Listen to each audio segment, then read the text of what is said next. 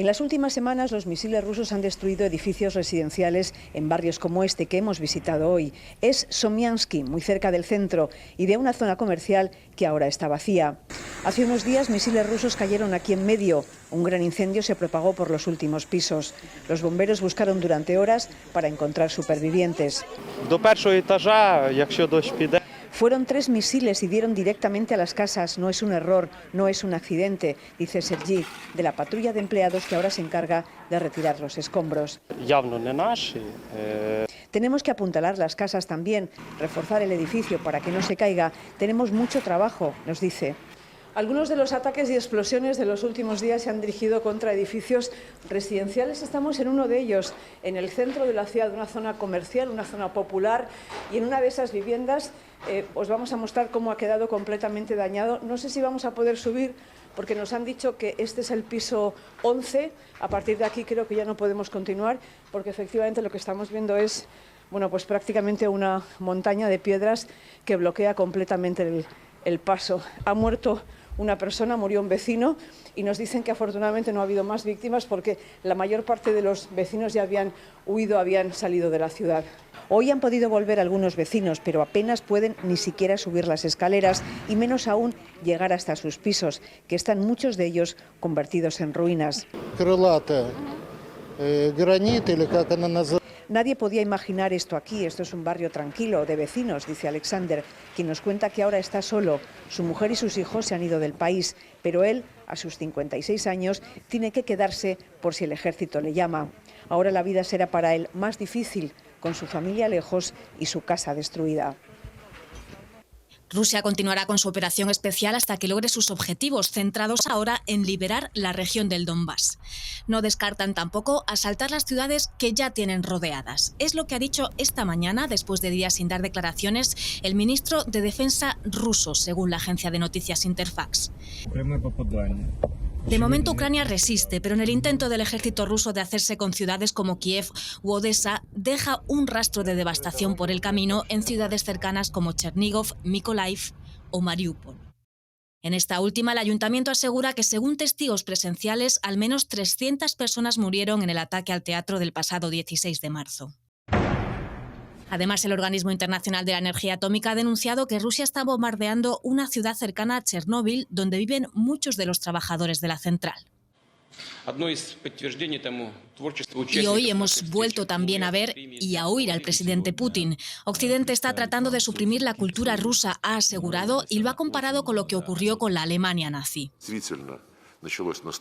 Occidente también querría destruir, según su ministro de Exteriores, la economía rusa y al país en general. Según la ONU, ya han muerto al menos 1.081 civiles en el conflicto. En este crematorio de Kiev están las cenizas de algunas de esas víctimas.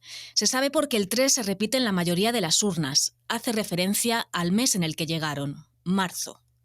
La muerte se acumula mientras los familiares que tendrían que hacerse cargo de estos restos o están ya lejos o luchando por sobrevivir. Y de cómo evoluciona esta guerra están pendientes en otras zonas de conflicto, por ejemplo en Siria, en Yemen o en Afganistán, por algo tan básico como comer. Su fuerte dependencia del cereal ucraniano puede acentuar su ya precaria situación y agravar la violencia. La ONU advierte de que hay que evitar, dicen textualmente, un huracán de hambre. No es imagen de archivo, los agricultores ucranianos tratan de sacar adelante la cosecha, aportan el 12% de la producción mundial de trigo. Su mercado no solo está en Europa. Siria, Líbano, recordaba Bruselas esta semana el ministro ucraniano de Agricultura, países en guerra o con ella siempre rondando. No hay lugar para la ONU donde sean tantos los que malviven en una situación tan extrema. Yemen, el 80% del país subsiste gracias a la ayuda humanitaria.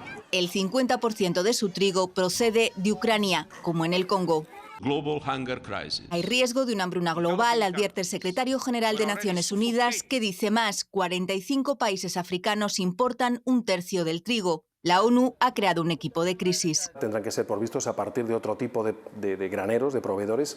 Hay otros muchos países y muy posiblemente en algunos casos va a haber que reemplazar el trigo por otro tipo de granos.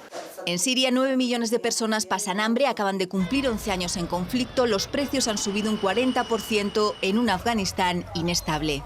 La inseguridad alimentaria es uno de los factores determinantes de la inestabilidad política y de la violencia, con lo cual el círculo vicioso entre hambre y conflicto no se va a ver sino alimentado justamente por esta carestía. Algunos envíos han conseguido llegar, como este a Líbano, pero según el Programa Mundial de Alimentos hay 13,5 millones de toneladas de trigo bloqueadas. Los puertos, que hace un mes eran la vía de salida del 80% de los productos ucranianos, son ahora un frente de guerra.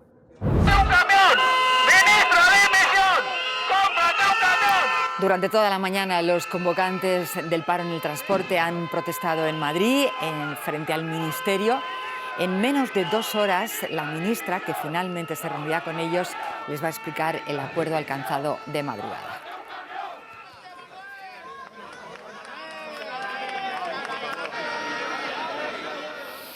A ese acuerdo llegaron, como decimos, anoche de madrugada el Gobierno y el Comité Nacional del Transporte después de 14 horas de reunión. Ese pacto incluye una rebaja de 20 céntimos por litro de combustible y ahí vemos el reparto del pago de esa subvención. Se mantiene hasta el 30 de junio y es prorrogable, y de esos 20 céntimos, 15 los aportará el Estado, los otros 5 céntimos las petroleras. Esto supondrá un ahorro medio de unos 700 euros al mes por camión. Habrá también ayudas directas a transporte de mercancías y de viajeros, y vemos ahí esas ayudas, la cuantía de esas ayudas en función del tipo de vehículo. Además, se ampliará el plazo de vencimiento de los créditos del ICO. Así completamos los principales puntos del acuerdo. Pese al acuerdo alcanzado, muchos transportistas que no han acudido a la manifestación de Madrid mantienen el pulso en sus territorios. En Barcelona, un grupo a pie ha cortado por tercer día consecutivo la ronda litoral junto a la zona franca. En Aragón, camiones y furgonetas también han realizado una marcha lenta por la autovía A2, mostrando su disconformidad con el acuerdo. Hacemos la resta y es muy sencilla. O sea, nos han subido 60-70 céntimos y ahora nos dan 20. Los transportistas riojanos también mantienen el paro, marchando a baja velocidad por la circunvalación de Logroño. Si el gasoil está a 2 euros o 2 euros y pico, es que me sigue saliendo imposible arrancar el camión. Por muchos 20 céntimos que me quiten, lo que hay que regular es el precio del combustible. Y en la localidad conquense de Las Pedroñeras, 300 tractores y 50 camiones también mantienen la presión pese al acuerdo. Seguimos de huelga igual que estamos, igual. Intentando toda la prensa y toda la televisión, por mediación del gobierno, de dejarnos mal ante la sociedad, como que todo lo que está pasando es culpa nuestra. Y nosotros no tenemos la culpa, es la ministra y todos los allegados ahí. Y otra protesta a primera hora de la mañana de pescadores. Según la subdelegación del Gobierno en Huelva, ha cortado el tráfico de la autopista A49 entre Huelva y Portugal en ambos sentidos. Las cofradías de pesca andaluzas se desvinculan y condenan esta actuación.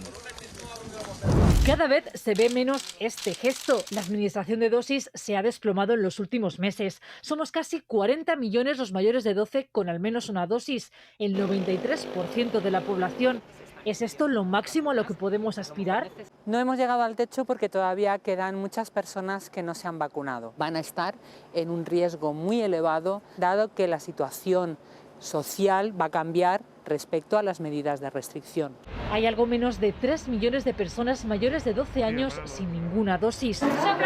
Otro grupo que preocupa por ser el más rezagado es el de los niños de 5 a 11 años. Empezaron más tarde y su campaña ha coincidido con la ola Omicron. Probablemente ha habido una cierta saturación por parte de los equipos sanitarios y una menor percepción de gravedad. Efectivamente es así. La pregunta es, ¿y ahora qué? Las cuartas dosis de momento solo se están poniendo a ciertos grupos de personas inmunodeprimidas. ¿Se acabarán extendiendo a todos? Es objeto de amplio debate y de estudios, quizá a lo mejor no una vacunación absolutamente a toda la población, pero sí quizá a ciertos grupos. Conocer no solo los anticuerpos, sino la inmunidad celular, que ambos nos protegen, y saber cuánto tiempo nos va a durar. Eso, y no perder de vista la evolución del virus, sus mutaciones. De momento, las vacunas que tenemos protegen contra todas. Como si de una película épica se tratara, con Kim Jong-un como protagonista de la hazaña bélica, la televisión estatal norcoreana presenta el lanzamiento de su nueo misil balístico intercontinental, el Hwasong-17. Con 23 metros de longitud, se calcula que podría alcanzar cualquier continente. Hasta ahora lo habíamos visto desfilar, pero nunca volar. Desde el Aeropuerto Internacional de Pyongyang, el líder norcoreano supervisa el lanzamiento. «Larga vida», gritan al dispararlo. Grabado desde distintas cámaras, una adosada al proyectil, el misil supera los 6.000 kilómetros de altura, vuela 1 hora y 7 minutos y aterriza a 1.090 kilómetros en el mar, en la zona prevista, según la entusiasta narradora. Es la mayor duración y el mayor alcance hasta ahora. En lo que va de año, Corea del Norte ha lanzado al menos 11 misiles, una cifra récord. Pero Kim Jong-un habla además de equipar el misil con capacidades de ataque militares muy superiores. Según los expertos, podría portar cabezas nucleares múltiples. Corea del Norte no lanzaba un misil balístico intercontinental desde 2017, pero este además supone un salto cuantitativo y cualitativo, un nuevo desafío que podría generar nuevas sanciones de la ONU.